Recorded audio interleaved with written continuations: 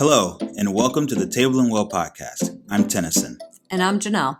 Thank you for joining us as we discuss topics and give practical tools that help you live, grow, and be in healthy, joy-filled relationship with God, yourself, and others. For more information and resources, or if you're looking for coaching, connection, and community, please visit tableandwellco.com.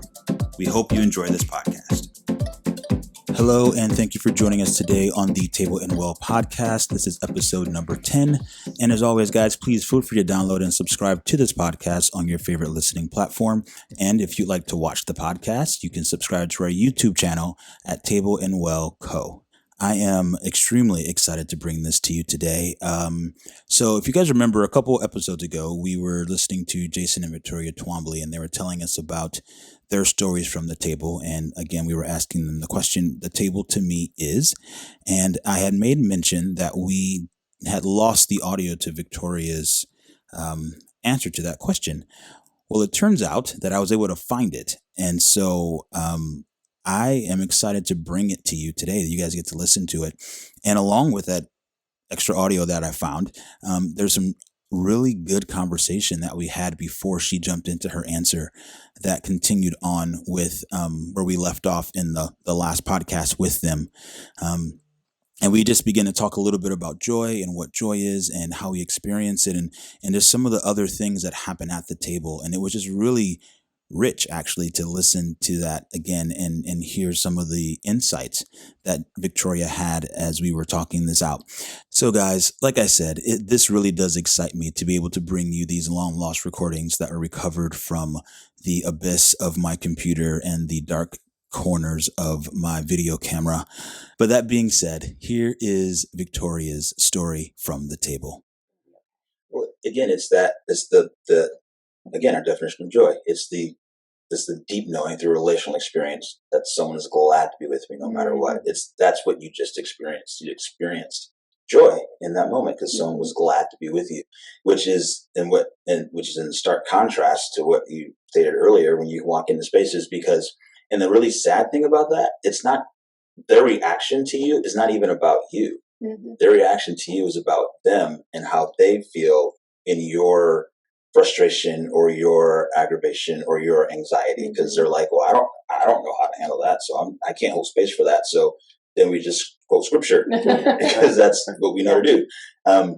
And here at the table, we hold space and we attune and we can regulate our emotions. Yes. And it's interesting. It's a lot of things that I really appreciate this conversation because there's a lot of things that happen at the table that you're bringing awareness to and light to, because again, we do this in our circles and how we have these conversations. It's like, this is normal. Like, this is what we do. Like, this is how we respond and how we react. But to hear it,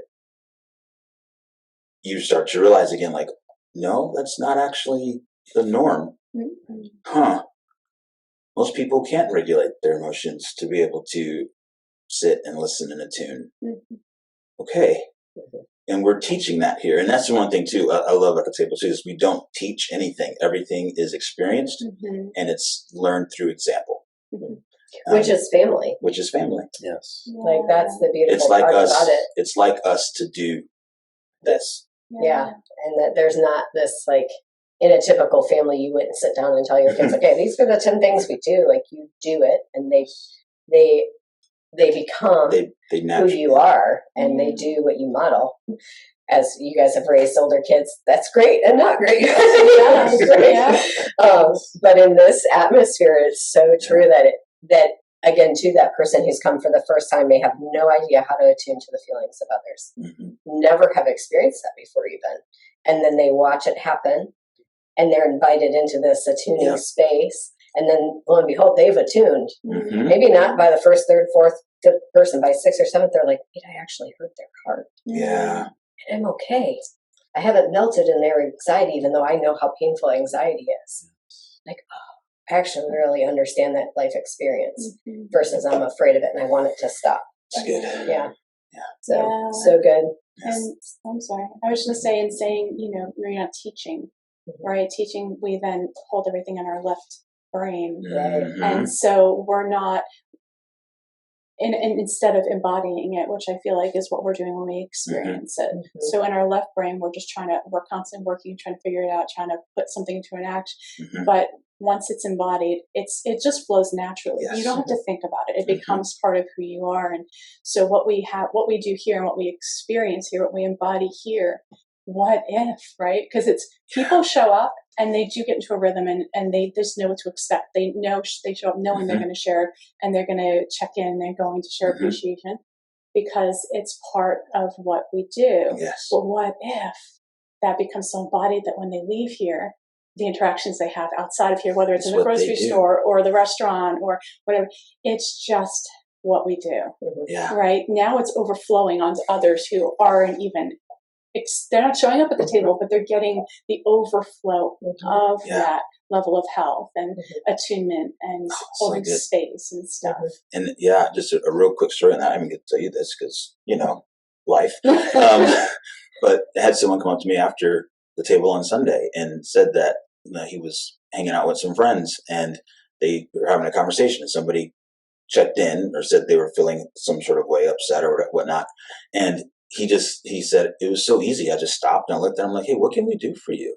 He's like, can we just sit with you in that? He's like, I know you may not understand this, but can we just listen to Jesus? If there's anything he wants you to know through, and he walked through the 5 things and I forget what the gentleman had asked for, but he said we did that. And it was like, he's like, there was this incredible connection. I'm like, yes, that's what it's about. It's the overflow out there in your life and in the life of your friends, and not the people that you are doing life with are now experiencing really the heart of the Father in this incredible expression of presence and attuning. And, and even back to the church example that we were talking about, like had anybody carried these skills when they met you in that big 1,000-person church and they asked you, how are you doing? And they meant it with their heart and they knew how to be present, then even that changes things. So these skills can be used anywhere at any time in any coffee shop. And that's what's beautiful about it. The table in my mind, I've been out of the country for the last 2 weeks, so things have just been quiet and it's been fun to think about all of this. But I feel like a relational interaction with any person, there's a table that's between us. Yes. And I think about that, like we're pulling up a chair to one another. And versus just bypassing on an expressway. I think we can do that really easily. And granted, we don't pull up a chair at a table with every person, but if we begin to reimagine our interactions, and it's not just like, oh, how are you? Good, I'm good. And then move along, but really no, I mean that when I ask that, and I'll sit here with you. This isn't a bypassing conversation. I think it just changes the game for sure. So one last question for you is, what is the table to you? Gosh, I feel like I said it on so many levels. Maybe you have. Yeah. So the table for me is about presence and acceptance. It's that being accepted, glad to be with me no matter what, because I've experienced that, right? So it's built, there's a trust building there, which happens very quickly and easily, for me anyway. But it really is about presence and